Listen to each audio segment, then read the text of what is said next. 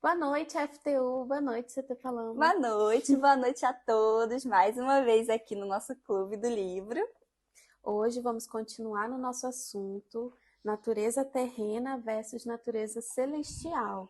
Então, abram seus livros na página 90, que hoje nós vamos falar sobre carne versus espírito. A batalha que está acontecendo aí, em cada um de vocês, essa batalha está acontecendo. Então, se preparem que a gente vai começar aqui a leitura. O coração humano, também chamado de carne, é um símbolo dos sentimentos e um ferrenho opositor ao espírito humano, e, sobretudo, ao espírito de Deus. As suas obras são continuamente devastadoras e nocivas, não somente à própria pessoa, mas também àqueles que estão diretamente ligados a ela. Por ser o centro das emoções e não se submeter à razão, o coração é enganador e desesperadamente corrupto. Por conta das suas paixões e concupiscências, ele conduz as suas vítimas a agirem com liberdade desenfreada, em busca do prazer total e da realização dos próprios desejos a qualquer preço, ainda que para isso tenham de contrariar a razão e o bom senso. É o famoso segue seu coração, né? Quem nunca ouviu essa frase por aí? Segue seu coração, faz o que dá vontade para você. Essa é a frase que a gente mais ouve no mundo aí fora, né? E a pessoa nem pensa na consequência que ela vai ter só pelo fato de seguir aquela vontade. Sim, e é muito fácil você ouvir isso porque é algo que te agrada, É. né? Seguir o seu coração, porque o coração, ele quer fazer o que agrada a você, né? Então, o que você quer, o que a sua carne te pede, ele quer fazer. Então, para muitos, é o caminho mais fácil é Uhum. seguir o coração. Por que muitos não usam a razão? Porque a razão mostra as consequências, faz você pensar, poxa, é isso mesmo que você vai fazer? É esse caminho que você vai seguir? Então, muitos preferem pelo caminho mais fácil, que é seguir o Uhum. sentimento, porque o coração é puro sentimento, né? Para isso existe a fé. A Uhum. gente usa a fé para a gente não ir pelo que o nosso coração sente, para a gente não errar, né? Porque Deus fala com a gente não é no coração, Não. Ele fala com a gente aqui, ó, na nossa mente, né? Então, assim, não siga o que as pessoas falam, não siga o seu coração. Usa a fé inteligente, a gente sempre Uhum. fala isso aqui na igreja. Use a sua fé inteligente, que Deus fala com a gente por meio da fé, por meio da nossa consciência, né? É, seja um adolescente inteligente. Olha aqui o exemplo que nós temos. Adão e Eva foram criados segundo a imagem e semelhança do Altíssimo, e, portanto, a vontade deles estava submetida à vontade de Deus. Havia perfeita harmonia entre eles e o Criador, mas por terem se deixado dominar pelas próprias vontades e se deixar contaminar pelo mal, já não podiam mais desfrutar da presença de Deus. Seu autocontrole Sem autocontrole, eles se renderam às inclinações do coração e seguiram se multiplicando sob o domínio do espírito rebelde que havia dentro deles.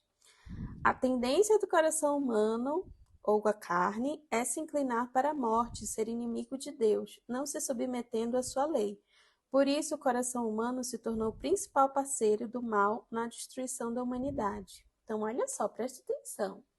Deus criou Adão e de Adão criou Eva. Eles foram criados à imagem e semelhança de Deus. Deus idealizou o ser humano. Não foi algo assim, vai lá, se cria do nada. Não, Deus criou, Deus pegou o barro e fez o homem, Deus modelou.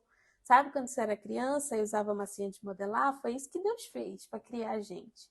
Então Deus colocou a essência dele dentro da gente. E aí, o que, que aconteceu? A serpente seduziu Eva e Eva se deixou levar pelo que a serpente falou. Ela sabia da consequência de desobedecer a Deus. Não era somente pegar a fruta ali e comer. Não foi porque ela comeu a fruta que eles foram expulsos do paraíso. Foi porque ela desobedeceu uma ordem direta de Deus. Não toque. E ela tocou. E Adão, imagina Adão, e entre agradar a mulher e agradar a Deus, ele escolheu pelo coração, ele escolheu a mulher. E os dois, ali naquele momento, corromperam o coração, que era puro, que era perfeito. Naquele momento eles disseram: não, não queremos mais fazer a vontade de Deus, queremos fazer a vontade do nosso coração. E aí o diabo se aproveitou. E por conta desse pecado, todos nós hoje sofremos a consequência, que enquanto a gente não tomar a decisão de ouvir a voz de Deus, que é na mente, o nosso coração sempre vai estar ali, latejando, querendo agir. É porque a nossa natureza sempre vai querer se inclinar para o sentimento, né? Mas por isso a importância de você ter essa força que vem de Deus para você não agir pelo que você sente. Porque quando Deus fala aqui com a gente, então a gente toma uma decisão. Por exemplo, você toma uma decisão, vamos supor, para a escola. A sua mente fala assim, acorda cedo, vai para a escola. Aí o seu coração, dorme mais um pouco, mais 5 minutinhos. Né? Ou seja, o que você sente, na sua vontade, não é de ir, mas você vai. Quando você vai, você tem aquela sensação assim, poxa, ainda bem que eu vim. Ou seja, primeiro a gente pensa, primeiro a gente vai pela razão para depois ir para cá. Quando você faz o que é certo, automaticamente você tem uma consequência boa. Então, qual é a consequência? É paz, é alegria, poxa, aquela certeza que você tem, eu fiz a escolha certa, né? Esse que é o certo. Por isso que Deus colocou a cabeça aqui, ó, acima do coração, para a gente pensar. Para antes da gente sentir, a gente pensar primeiro se realmente aquilo que a gente vai fazer é certo ou não, né?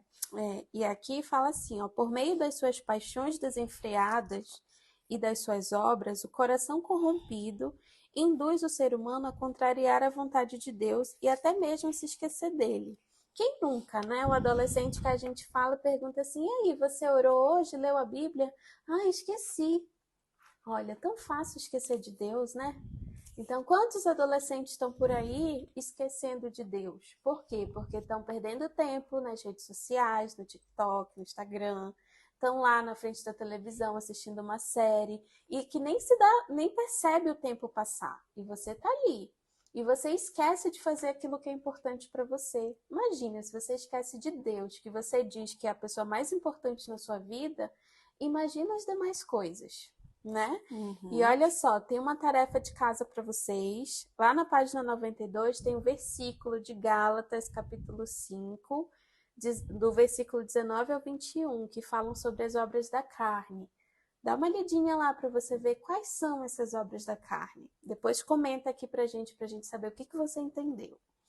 E olha só, continua aqui. Lá em Romanos, no versículo 5, fala assim: porque os que são segundo a carne inclinam-se para as coisas da carne, mas os que são segundo o Espírito para as coisas do Espírito, porque a inclinação da carne é morte, mas a inclinação do Espírito é vida e paz. É isso exatamente que a Paloma falou agora. Quando você faz uma escolha boa, por mais difícil que seja, depois você fica com aquela sensação assim de missão cumprida.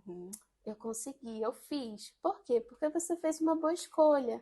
Mas duvido que quando você acorda tarde, você não fica com aquele pensamento. Eu devia ter acordado mais cedo. Devia, porque você foi lá, perdeu o ônibus. Aí você teve que esperar outro ônibus, chegou atrasado na escola. E você já sabe o que acontece, né? Então, quando você faz a escolha certa, você tem paz. Você recebe essa paz. Porquanto a inclinação da carne é inimizade contra Deus, pois não é sujeita à lei de Deus, nem em verdade o pode ser. Portanto, os que estão na carne não podem agradar a Deus. Então, se você se deixa levar pelo seu desejo da sua carne, pelo que você quer, você não está agradando a Deus de maneira nenhuma. Nada, nada, nada. O ser humano é formado por corpo, matéria, a alma, coração e carne, e espírito, que é a nossa mente e a razão. O corpo necessita de alimentação regular, a alma necessita de amor e o espírito necessita da palavra de Deus. Essa trindade está interligada em um sistema de ordem e de dependência. O corpo está sujeito à alma e a alma está sujeita ao espírito. Quando o Espírito Santo vem sobre uma pessoa, ele orienta e conduz o seu espírito, capacitando-o a conduzir o corpo e a alma segundo a vontade de Deus. Mesmo tendo um novo coração dado por Deus, o ser humano é liderado pelo próprio Espírito. Daí a necessidade de o espírito humano estar sujeito ao Espírito de Deus. Então, nosso espírito, ele tem que ser o cabeça, que a Paloma também falou. Se ele não for cabeça, se a sua mente não for cabeça, o seu coração vai ser. E ele está brigando para ser. E é uma briga constante, diariamente você tem essa briga. Nós temos essa briga. Sim.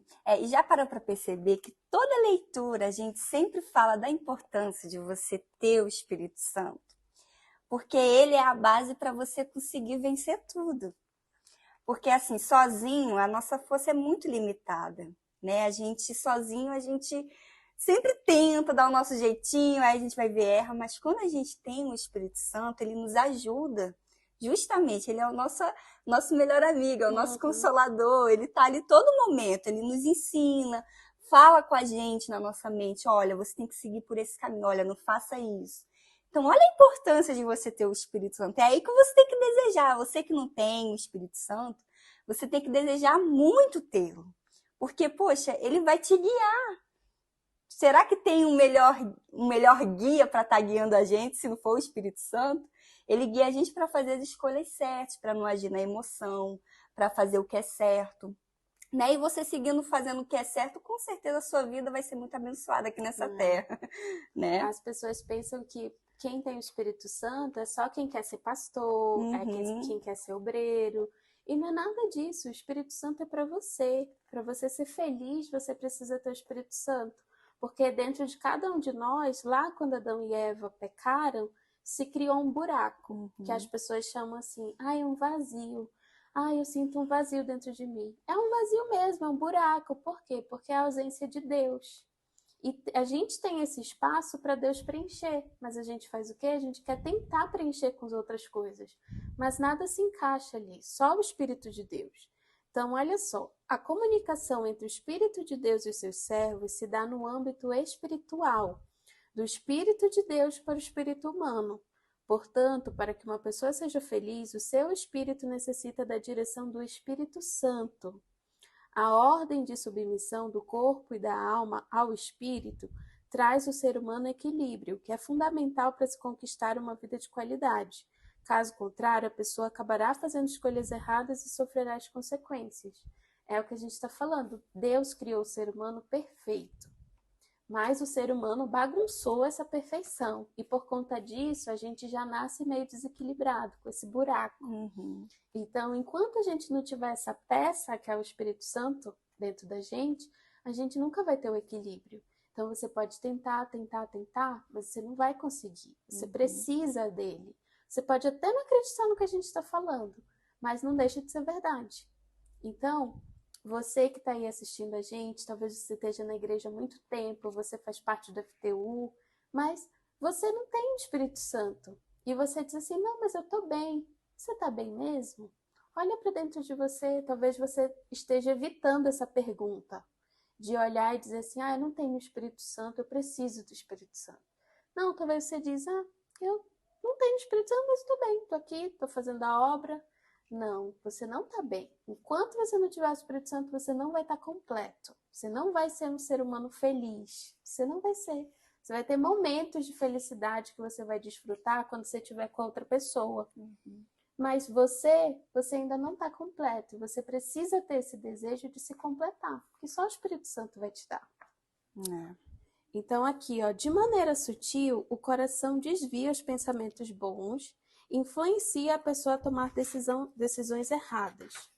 Ele tem a capacidade de enganar e iludir por meio dos sentimentos, proporcionando uma sensação de bem-estar em um determinado caminho. Ao final, sem perceber, a pessoa se vê caindo em um precipício. Veja o que o Senhor Jesus diz sobre o coração. Mas o que sai da boca, ou seja, aquilo que você fala, procede do coração, e isso contamina o homem. Porque do coração procedem os maus pensamentos, mortes, adultérios, fornicações, furtos, falsos testemunhos e blasfêmias. Você pode ler isso lá em Mateus, no capítulo 15. Aí vem a pergunta que vamos deixar para vocês hoje, que é a seguinte. Talvez você se pergunte, por que Deus fez o coração humano tão corrupto e perverso? Fica essa pergunta aí com você, que vai ser respondida no próximo clube da leitura, tá bom? Deixa nos comentários aí por que você acha que Deus criou o coração assim. Fica essa pergunta aí. Então, até a próxima. Tchau, tchau.